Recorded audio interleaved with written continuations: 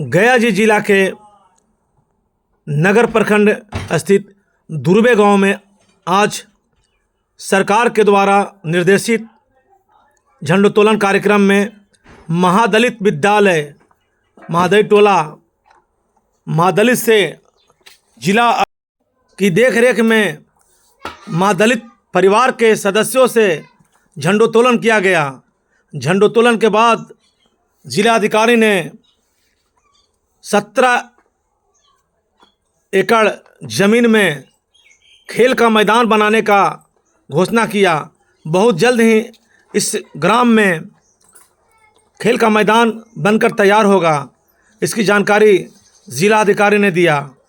आपको बता दूं कि यहीं के एक संघर्ष करने वाले कम्युनिस्ट नेता जितेंद्र कुमार सुमन जी ने गांव के विकास एवं गांव में हो रहे अनियमितता के बारे में जानकारी दिया। आइए जानते हैं एक रिपोर्ट में धर्मेंद्र कुमार गया, आकांक्षा न्यूज। छात्र नौजवान एनसीसी के बहादुर साथियों, जैसा कि आप जानते हैं आज 26 जनवरी का जो दिन है कोई एक दिन का समारोह नहीं है। यह देश के पैमाने पर बहुत बड़ा शहादत का दिन परिणाम है, जिसमें हजारों लोग फांसी के फंदे को झूले थे, अपनी कुर्बानियां दिया था, देश के लिए अपनी जान तक न्यौछावर किए थे।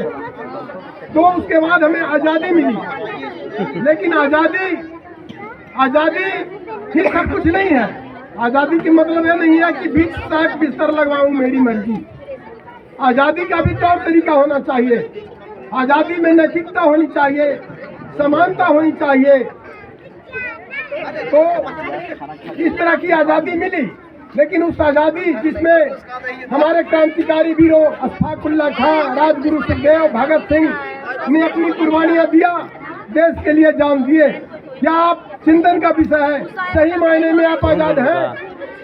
जिसके लिए हमारे शहीदों ने सपना देखा था, हमारे शहीदों का सपना था कि ऐसा देश होगा हमारा देश कि फिर से सोने की चिड़िया होगी हमारा देश में, श्रमिक किसान खुशहाल रहेंगे, कोई अमीर गरीब की भावना नहीं रहेगी, देश में जात पात धर्म संप्रदाय खत्म हो जाएगा, बिल्कुल समानता आवेगा।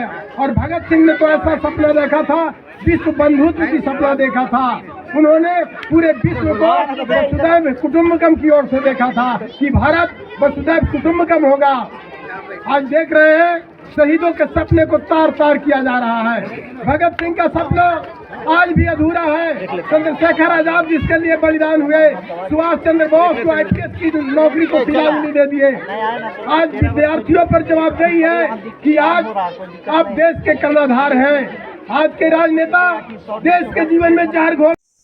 आज मैं आपको कम्युनिस्ट पार्टी के एवं एआईएफए के क्रांतिकारी नेता जितेंद्र कुमार सुमन से मिलाता हूं, जो काफ़ी संघर्ष करते रहते हैं और ये जनहित की मुद्दे को देश दुनिया एवं जिला के पदाधिकारी तक पहुंचाते हैं।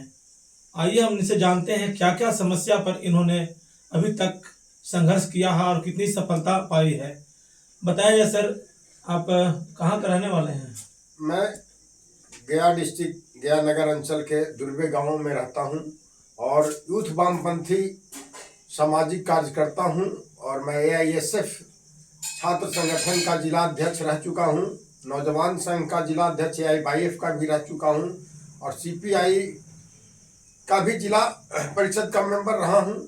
और अभी हम सामाजिक कार्यकर्ता के रूप में अपने क्षेत्र में शोषण, असमानता और अन्याय के खिलाफ आवाज उठाते रहा हूं। अभी तक आपने अपने गांव के जन समस्या क्या क्या समाधान करवाया है? अभी तक हम देख रहे हैं कि अभी जो है हमारे गांव में जो लोग हैं अपनी बात को, सच्चाई को रखने में सक्षम नहीं है। माफिया लोग, यहाँ के जनप्रतिनिधि लोग के चंगुल में या लोभवश उनके खिलाफ जाना नहीं चाहते हैं। आज भी सरकारी योजनाओं का काफी पैमाने पर लूट खसोट हो रहा है और भ्रष्टाचार चरम सीमा पर है। प्रखंड से लेकर के धरातल गांव तक एक दूसरे को जो है मैंने दमन, शोषण और अन्याय का वातावरण है। विकास हो रहा है, लेकिन विकास कागज पर ज्यादा हो रहा है और धरातल पर टिकाऊ और बुनियादी विकास जो गुणवत्तापूर्ण काम होना चाहिए वो काम नहीं हो रहा है।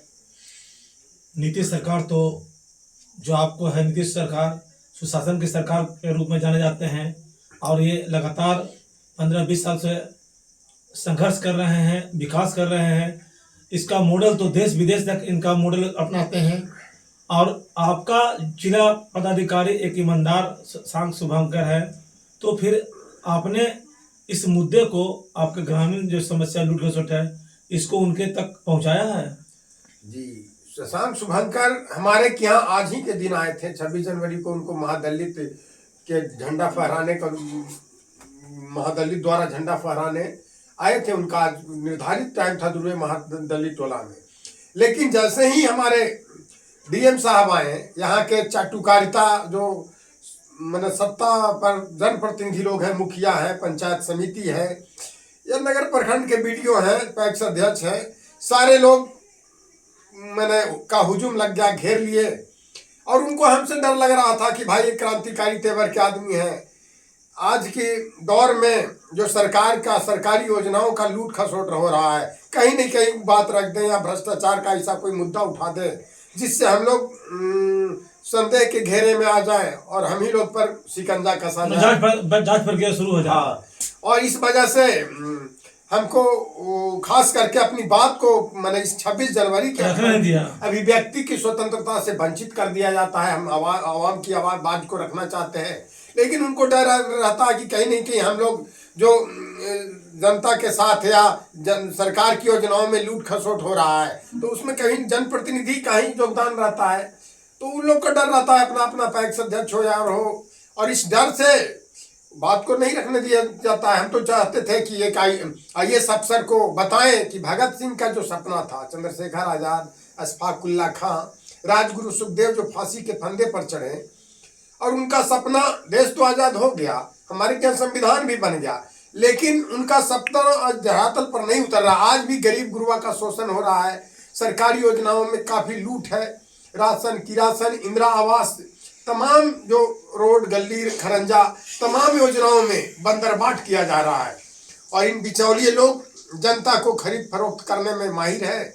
और हम भगत सिंह के जो अधूरा सपना है उनकी बात को रखना, लोगों को जगाना चाहते हैं। हम चाहते थे कि शशांक शुभंकर जी जो डीएम है हमारी बात को सुनते कि आज जिसके लिए भगत सिंह का जो सपना था कि हमारा देश आजाद होगा, तो असमान, सामाजिक असमानता, समाज में ऊंच नीच का भेदभाव, जातिवाद, सांप्रदायिक जो विद्वेष पैदा किया जाता है वो सब खत्म हो। लेकिन आज हमारे समाज में जात पात, भेदभाव, छुआछूत की भावना है, सामाजिक कार्यों में भ्रष्टाचार काफी पैमाने पर बढ़ गई है। उन तमाम बातों को उजागर करना चाहते थे, लेकिन हमको मौका नहीं दिया गया। और आज लोग भी उतना जागरूक नहीं है कि हमारे पीछे उस रूप में खड़े हों। जनता की आवाज तो हम बनते हैं, लेकिन पदाधिकारी के बीच हम अपनी बात को एक साजिश के तहत हमको रखने नहीं दिया जाता है। तो भाई हम सिस्टमेटिक ढंग से चलना चाहते हैं। जो अध्यक्षता करा रहे थे हमारे मुखिया प्रतिनिधि आदित्य बाबू थे, उनको डर था कि कहीं न कहीं भ्रष्टाचार के मामले में कोई मुद्दा उठाए, उसी के इर्द गिर्द हम भी आ जाए। या सारे लोग जो जनप्रतिनिधि हैं उनको डर बना रहता है। इसीलिए कई बार होता है कि हमारे डीएम साहब को उलझा दिया जाता है, और जो अध्यक्षता करते हैं हमको नाम नहीं देता है, नहीं दे पाता है। हम समझते हैं कि भाई जो सिस्टमेटिक ढंग से अध्यक्ष कर रहा है वो अगर हम नाम नहीं दिए तो हम बगावत पर तो नहीं उतरते हैं, लेकिन हम जनता के बीच इन समस्याओं को हमेशा रखते हैं। पदाधिकारी तो वाकिफ हमसे नहीं हो पाते हैं इस बार में, लेकिन मेरा अपनी क्षमता है, मेरा काम है जनता को जगाना, और जनता को जगाते हैं। और पदाधिकारी तो चमचों से गिर जाते हैं।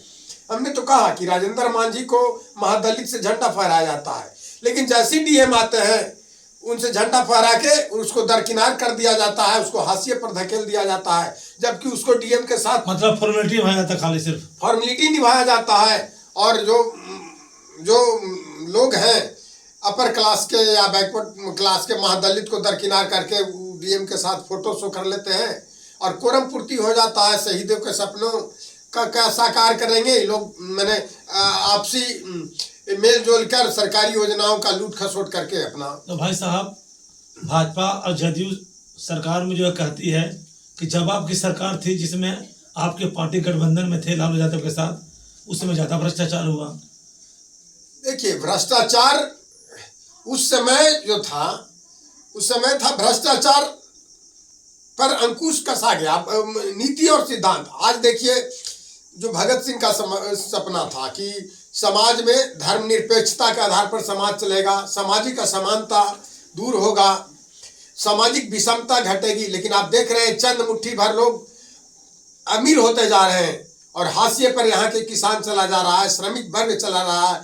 किसान और अपने जिल्लत की जिंदगी जी रहा है, किसानों के फसल का उचित दाम नहीं मिल रहा है। श्रमिक और बेरोजगारी की स्थिति है कि बेरोजगार लोग हाशिए पर चला जा रहा है। शिक्षा का जो स्थिति है, हमारे संविधान में है राष्ट्रपति का बेटा हो या भंगी का संतान, शिक्षा सबको एक समान दिया जाएगा।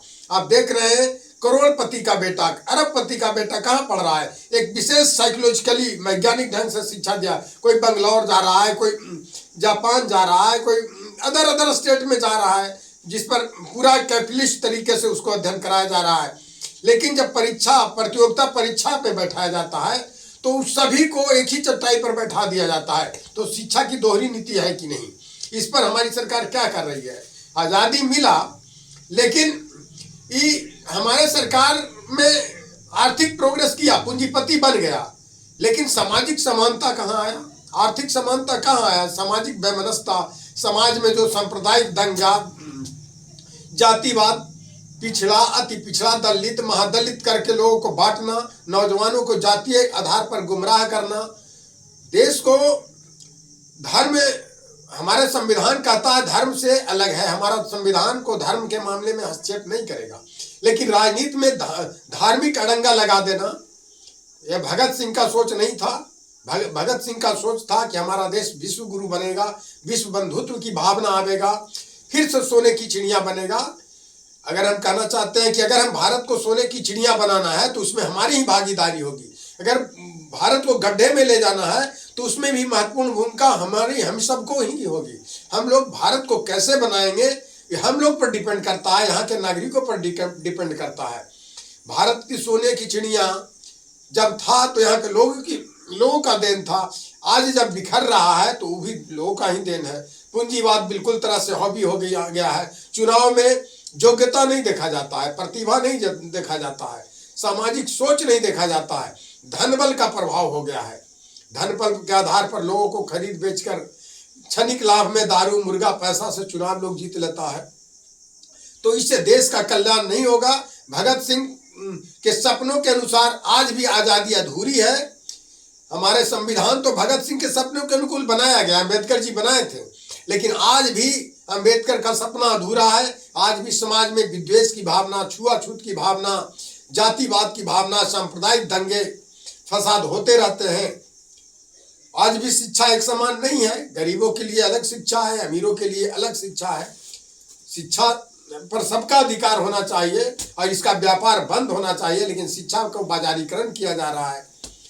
तो आपके नज़र में 20 सालों में नीतीश सरकार ने तरक्की किया कि नहीं, विकास किया कि नहीं बिहार में?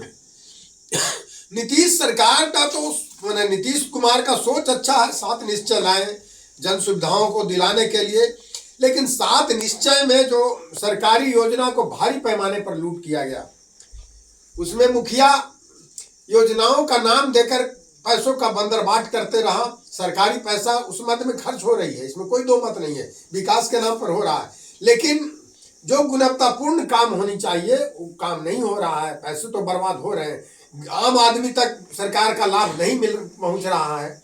इसमें काफी पैमाने पर भ्रष्टाचार है। इसके लिए आपने लिखित शिकायत को जिला पदाधिकारी या और उच्च अधिकारी को दिया? लिखित शिकायत इसके लिए लिखित शिकायत उसका भूतभोगी खुद हम भी हुए और उसके लिए आवेदन दिए, कई बार स्मारक पत्र सौंपे, प्रखंड से लेकर जिला अधिकारी तक धरना प्रदर्शन के माध्यम से आंदोलन किए हैं। लोगों को जागरूक कर रहे हैं, जागरूकता अभियान चला रहे हैं। रामधारी सिंह, हरिवंश राय बच्चन, तमाम जो पहले के साहित्यकार थे और आज के रिपोर्टर और कल के साहित्यकार। रिपोर्टर का काम है समाज में सामाजिक सद्भावना पैदा करना, सामाजिक संविधान के अनुकूल लोगों को मार्गदर्शन देना और सामाजिक समरसता को आगे बढ़ाना, न कि वो रिपोर्टिंग को व्यवसाय बना लेना। लेकिन आज देख रहे हैं कि पैसे वाले लोग, धनबल वाले लोग रिपोर्टर को भी अपने हिसाब से चला रहे हैं। सामाजिक कार्यकर्ता, जो रियल सामाजिक कार्यकर्ता हैं, जो शहीदों के आदर्शों पर चलना चाहते हैं, उनको हाशिए पर ला दिया जा रहा है, उनकी बात को अखबार में लाया नहीं जा रहा है। नीतीश कुमार का साथ निश्चय है कि उसमें काफ़ी बड़ा अनियमितता है, उसकी जांच होनी चाहिए।